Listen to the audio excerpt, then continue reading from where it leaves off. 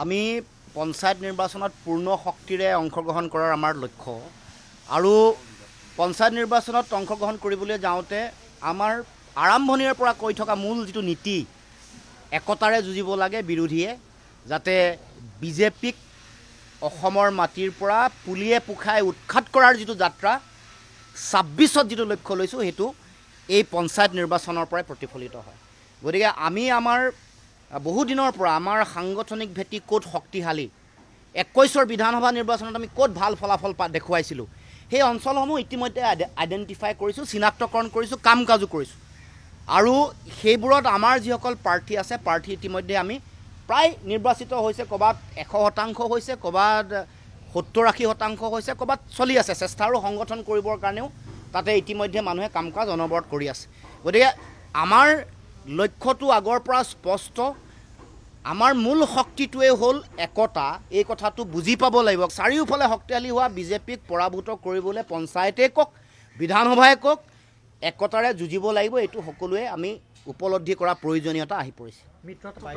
নাই চাওক, আমিতো আহ্বান প্ৰথমৰ পৰা কৰি আছোঁ যে উপনিৰ্বাচনতো কৈছিলোঁ যে মিত্ৰতাটো ভংগ কৰিব নালাগে, এখন চিট দিব লাগে, কাৰণ উপনিৰ্বাচনে কাৰো ৰাজনৈতিক ভৱিষ্যত চৰকাৰ ভাঙিবও নোৱাৰে, চৰকাৰ পাতিবও নোৱাৰে। গতিকে মিত্ৰতাটো হৈ গ'ল অসমৰ ৰাইজে বিচৰা কথা। ৰাইজৰ আহ্বান গ্ৰহণ নকৰিলে কাৰণে জনতাই প্ৰত্যাখ্যান কৰিলে। CPI-MLকো প্ৰত্যাখ্যান কৰিছে, কংগ্ৰেছকো প্ৰত্যাখ্যান কৰিছে। নহ'লেনো চামগুৰি সমষ্টিত ইমান ভোটত হাৰে নেকি? গতিকে এতিয়া সেইকাৰণে কৈছোঁ যে বাস্তৱ পৰিস্থিতি সকলোৱে অনুধাৱন কৰি উপলব্ধি কৰি সিদ্ধান্ত লোৱাৰ সময় আহি পৰিছে। আমি অতি যুক্তিৰে বাস্তৱিক পৰিস্থিতি অনুধাৱন কৰি আমি আমাৰ অসম জাতীয় পৰিষদে আমাৰ নিজৰ আদৰ্শক লৈ জাতীয়তাবাদী আদৰ্শক লৈ আগবাঢ়ি যাব খোজোঁ। স্বত্ব আলোচনাৰ বিষয় মঞ্চখন হ'ব আমি ইণ্টাৰনেলি আভ্যন্তৰীণভাৱে য'ত বহিম।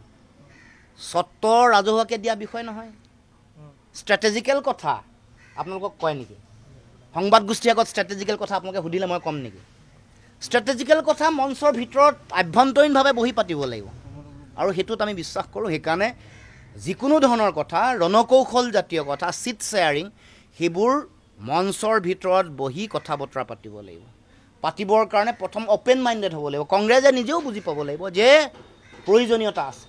যেতিয়াই উপলব্ধি কৰিব একেলগে যুঁজাৰ প্ৰয়োজনীয়তা আছে বা এৰা ধৰাৰ প্ৰয়োজনীয়তা আছে বা ইগ' অহংকাৰ এৰাৰ প্ৰয়োজনীয়তা আছে, এইবোৰ উপলব্ধি হোৱাৰ লগে লগে বাস্তৱ পৰিস্থিতি অনুধাৱন কৰাৰ লগে লগে নিশ্চিতভাৱে সেইধৰণে কথাটো আগবঢ়াটো প্ৰয়োজন।